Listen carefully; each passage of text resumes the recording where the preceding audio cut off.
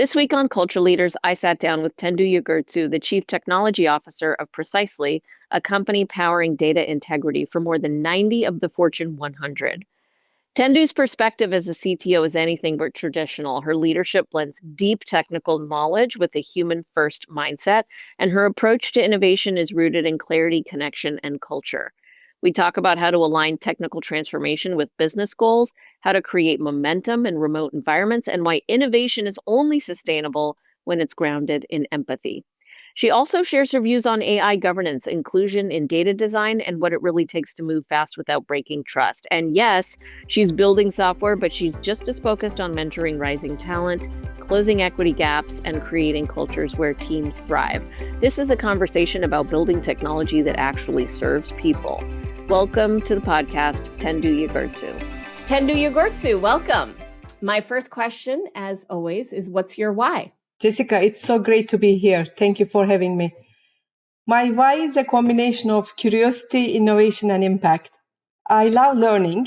As a child, I was very curious and very open to learning. And as an adult, I am still following the same path, exploring how emerging technologies can solve real-world problems.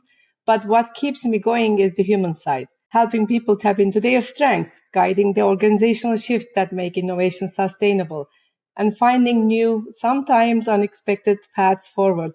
At the end of the day, to drive progress through people, through ideas, and through meaningful solutions. And part of my why also comes from the nonprofit work I do, mentoring and advocating for women and sponsoring underrepresented groups in STEM and supporting education in underserved communities who gets to participate in the future we are building. That's interesting. So you don't often hear chief technology officers say that their why is people.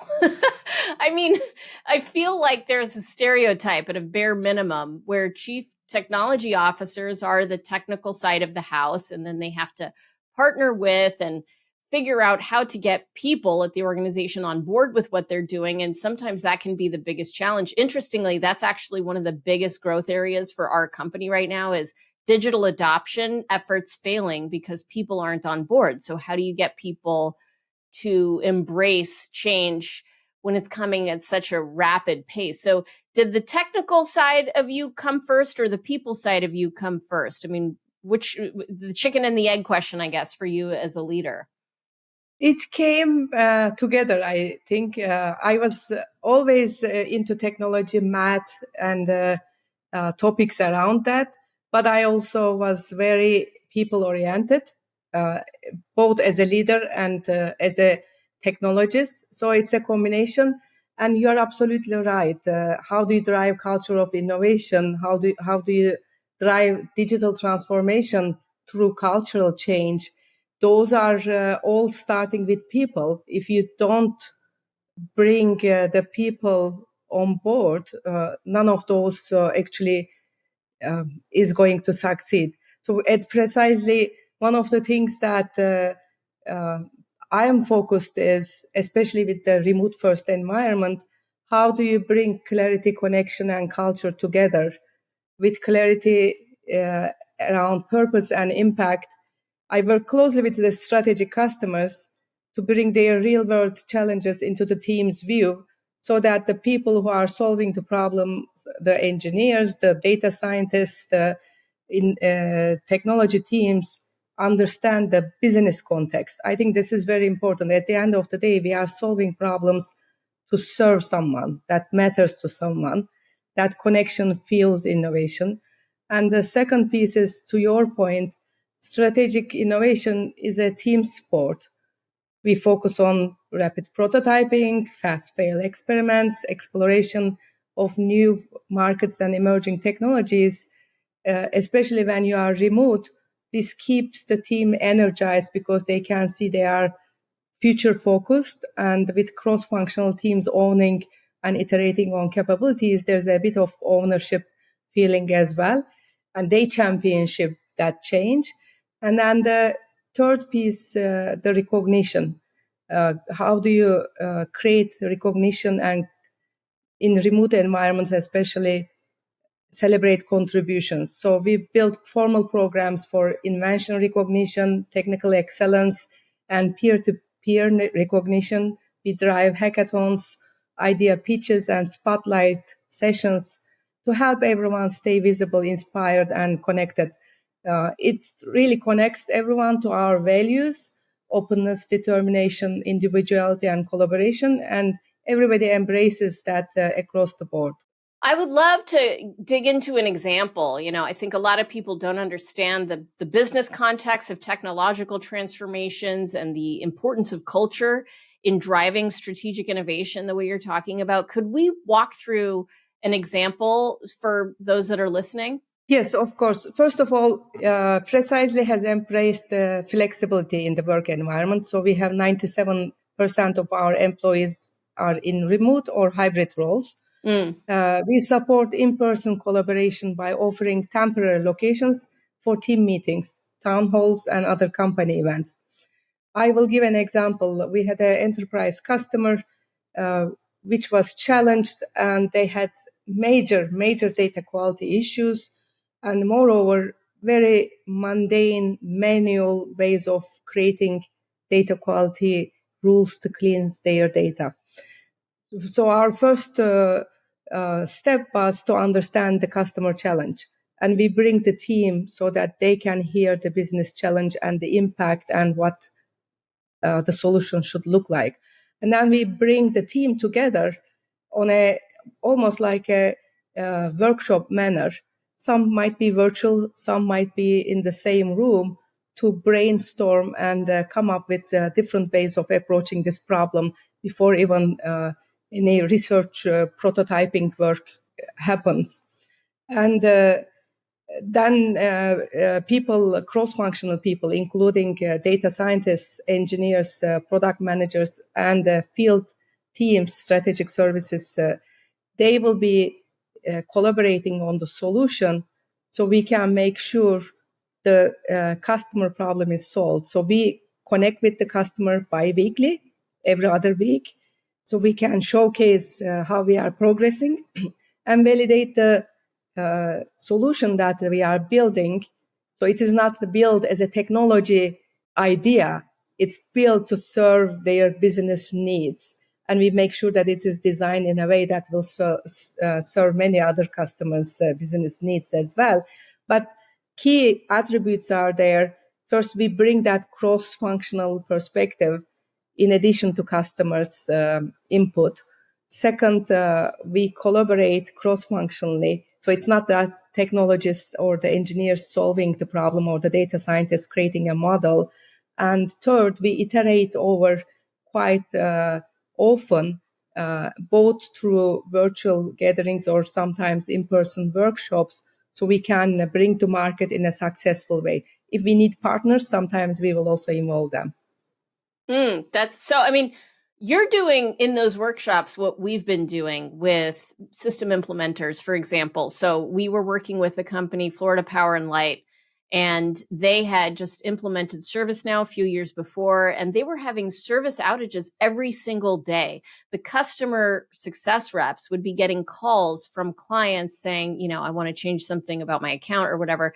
And the system would be down multiple times a day. Yeah. So the customer success rep was literally getting out paper and saying, tell me your name, tell me your phone number, tell me your problem. I'll call you back when the system's back up, and then we can submit a ticket for whatever your issue is, right?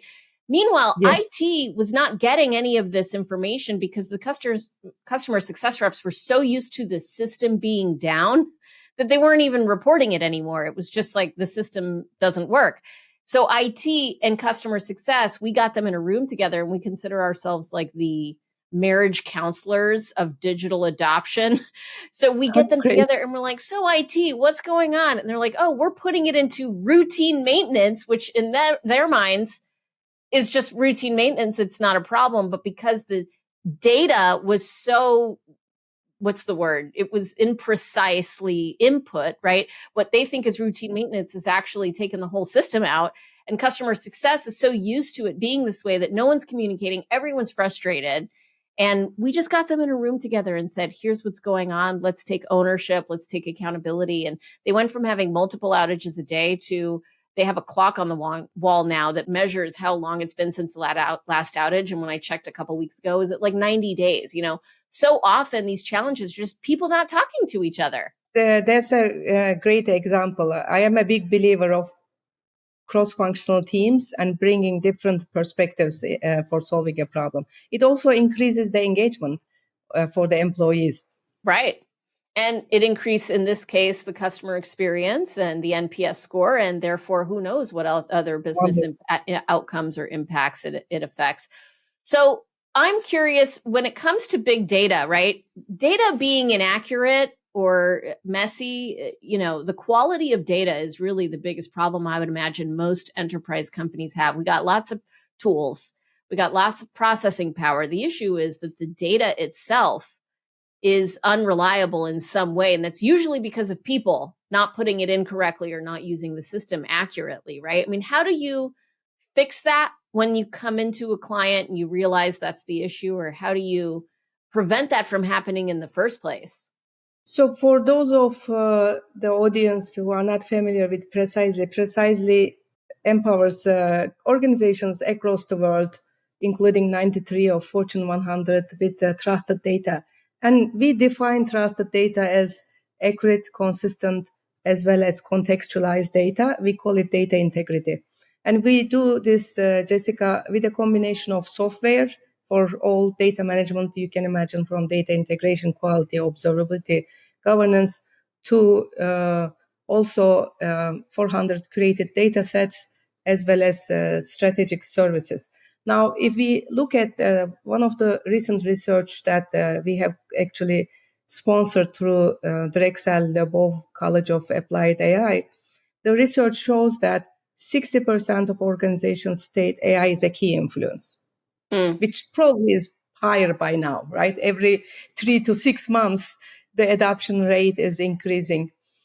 And however, only 12% report that their data is sufficient quality and accessible for AI initiatives. So we are seeing this big gap, and it's not just our survey. Gartner survey also has similar data points. So what becomes very important, one, you have to start with the right data. What's the right data for that business problem? As you said, like when we are working with customers, one of the biggest challenges is that their data is in silos across different lines of business, silos across acquisitions they made over the years, silos across so many different platforms, data platforms on-prem, in the cloud, some legacy, some new. So you need to bring all relevant data for that business problem. Relevant in terms of demographics of your customers, regions, customer segments, so that you can minimize the blind spots and the bias. Imagine if you are looking for retail across your demographics and miss a major demographic, then you will create that bias in the outcome. So relevant data, right data is important. And the second part is thinking proactively about data quality and governance without waiting for issues to surface downstream, which means monitoring the health of data as the data is ingested, and investing in the quality early enough. And we have seen this over probably more than a decade, some of the quality or governance programs in these organizations, large enterprises, going across many years. But you need to really become a little bit agile in that, and don't think about the perfect quality or perfect governance across all your data. What is my data quality and governance requirements for a marketing campaign versus something financial credit reporting might be different. So you need to think about quality and governance within that context of the business problem and use the tools that will create transparency across that data pipeline. And then third, in the Gen AI and AI context is everything. It's not just about the organization's internal data. You need to also think about additional attributes so that you can have higher accuracy and reliable outcomes. What does that mean? For example, for an insurance company, environmental factors matter for tracking the path of a hurricane and thinking about the potential number of claims they may receive or the propensity of customers who are currently not insured, environment factors, property boundaries, geospatial context matters. We are seeing retail spending a lot of money in behavior data for consumer insights. That's how the organization can reduce the risk and improve the performance of the AI systems. So the data becomes a very, very key foundation for making AI systems successful. So it's almost like you're not selling a product around a particular type of data or solution. You're saying, we help you solve business challenges, whatever that is. And if you got to get familiar with how to collect weather systems, large data sets, and put them into something that corresponds with insurance and risk liability assessments and location, et cetera, that then you learn how to do that and you consult on that. Is that right? You're basically like consulting, management consultants with data and software to expertise, basically? So it's a combination. We have the software offered as a data integrity suite of services. They are interoperable capabilities for data integration, quality, governance, observability, and so on.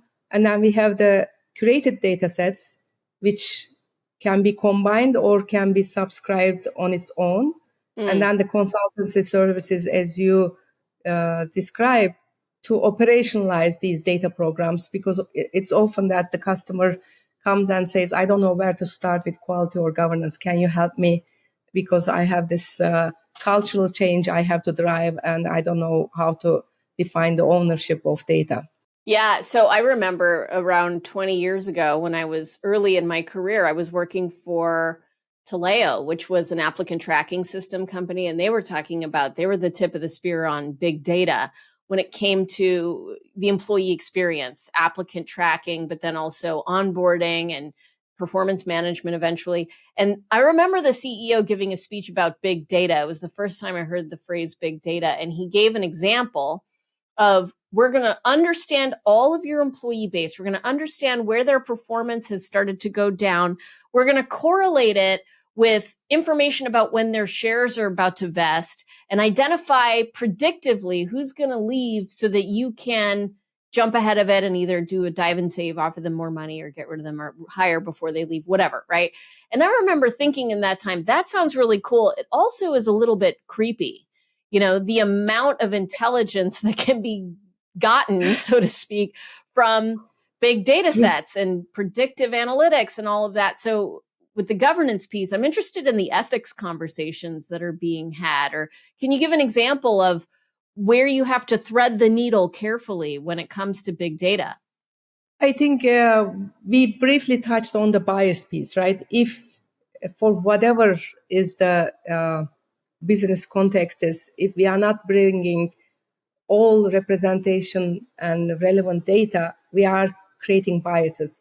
And diversity impacts AI systems at every level, starting with the data. We like to think of data as being impartial. However, the truth is that the human biases create data biases too. With the growth of AI adoption, we are actually seeing there are some public cases that were shared creating real-world issues, from impaired facial recognition software that less accurately identifies women and people of color. There are actually many examples of that. Also, inequities in healthcare provision. Some examples on credit scoring for women versus men, gender-specific bias. So we are seeing quite a lot of examples of this, which makes it really important both for training these models, that we need to make sure that the full range of people, behaviors, and contexts are included. But it goes beyond data. The teams designing, developing, and deploying these AI systems need to be diverse too. If everyone building the system thinks the same way or shares the same background, then they will miss these, and it will create risks and it will be missed opportunities. And we see the reverse being true as well, because the AI systems, influence the society, they shape what is recommended and who gets access to services, who gets credit high scores for mortgage loans, and how people are categorized. So that's why inclusion becomes very important, and oversight also becomes very strategic. I'm wondering if you're seeing a change in the risk tolerance that leaders have when it comes to AI and technology. Right now, for example, I was looking at the AI summit at the beginning of the year. It was JD Vance's first public appearance, global stage. It was in Paris, right? Emmanuel Macron hosted all the world leaders to talk about AI. And the message all week long was loud and clear. We need to deregulate. We need to go harder. We need to stop being so worried about AI. Whereas the previous year and the year before and the year before that was all about, wait, we need to be careful with AI. What's the ethics of AI? What's the risk of AI?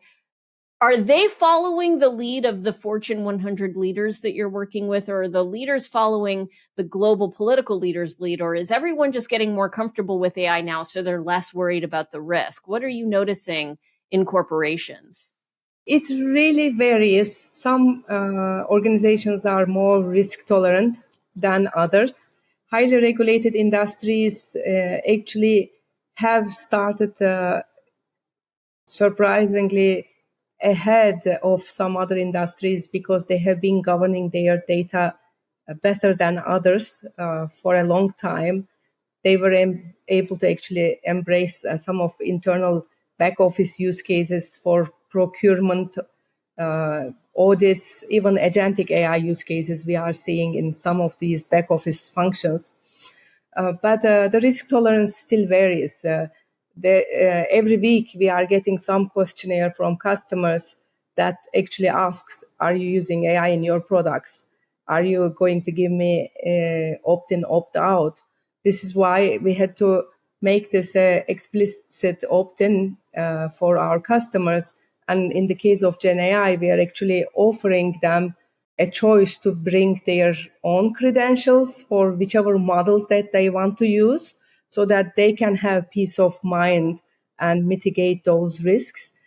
So we are putting some of these guardrails across our products to support that varying risk tolerance.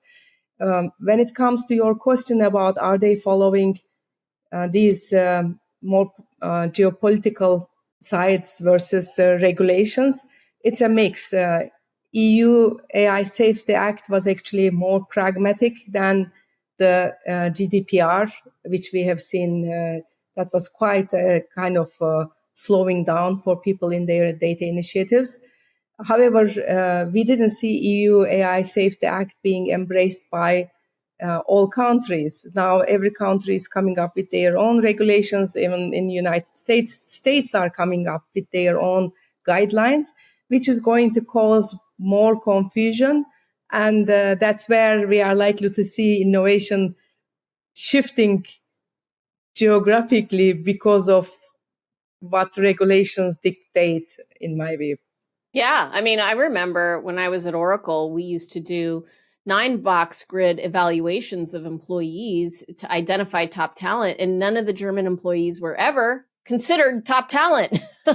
Why is that? Because of GDPR and all of the regulations around what you could and couldn't do with their data. And then suddenly the company didn't say, well, because we have this strict regulation in this region, we're going to slow down over here. They just said, okay, fine, cut them out and keep going. I mean, that's a whole other ethics consideration that these global organizations that you're working with have to consider, which makes it even more complicated.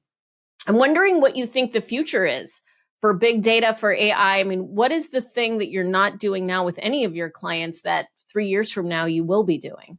I think data and AI is converging, right? People still see them as neighbors, but we will be talking about data and AI together in pretty much every context, in my view. And right now, we are seeing a big hype with agents to the point that every company is calling their chatbots or assistants agents. So there's a agentic AI washing going on right now. I do, however, believe that AI agents are going to change the way people interact with technology and with software, and will almost enable people who are not as data and AI literate to be mastering the tools and the solutions. So in, I think, 2 to 3 years, I think we are going to see agentic AI changing how we use software and tools dramatically, and how we manage data. Yeah. I'm curious, this is an organizational question. In your role as Chief Technology Officer, when you look across the table at the other executives at Precisely, and I'm going to use hyperbolic language here, right? So just go with me on it. Who's your best friend and who's your worst enemy? I'm talking organizationally, right? When it comes to you accomplishing your objectives for the organization, where do you usually see roadblocks and where do you have a partner in driving success? Best friend is the chief product officer. Mm-hmm. And I don't have an enemy, because I think because of the culture we created, we partner very closely. Even when we go into, for example, our weekly calls with the leadership calls, we always have partners from finance, HR. So we think as a team. We don't think about CPO team. We don't think about engineering team. We don't think about CTO team. We think as a broader team that is inclusive of finance, HR, IT, so we can achieve our goals. So I wouldn't call anyone enemy in that sense. They are all partners. And we share the common goal, and that's the only way we can achieve that common goal. So we don't think about my goal versus their goal. It's our common goal that comes from CEO down, and we have to make sure that we are progressing towards that. Yeah. Is it a techie company? I mean, it seems like a silly question, but there are techie companies that are not that techie, and then there are techie companies that are very techie. How would you describe the culture? What do you mean by techie company?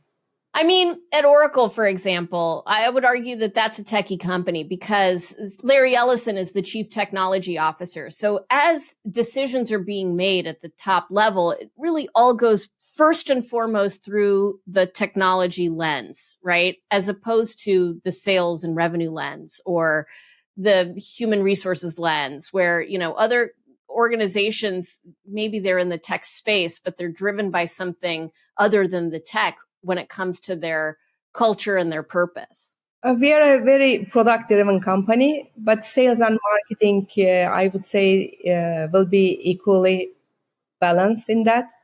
It's almost like technology, sales, marketing triangle led. The trifecta. Yeah, trifecta, exactly.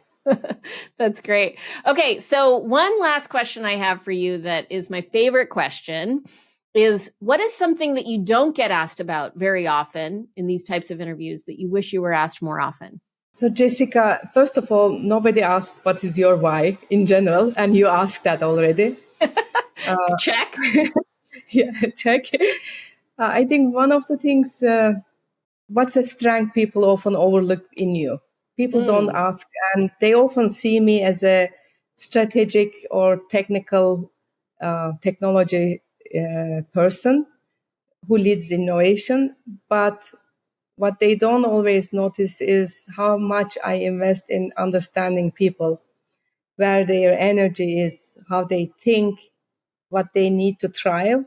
That's often where real innovation starts, and also is key to building high performing leaders for the organization. I think that's one question people often don't think about. Yeah.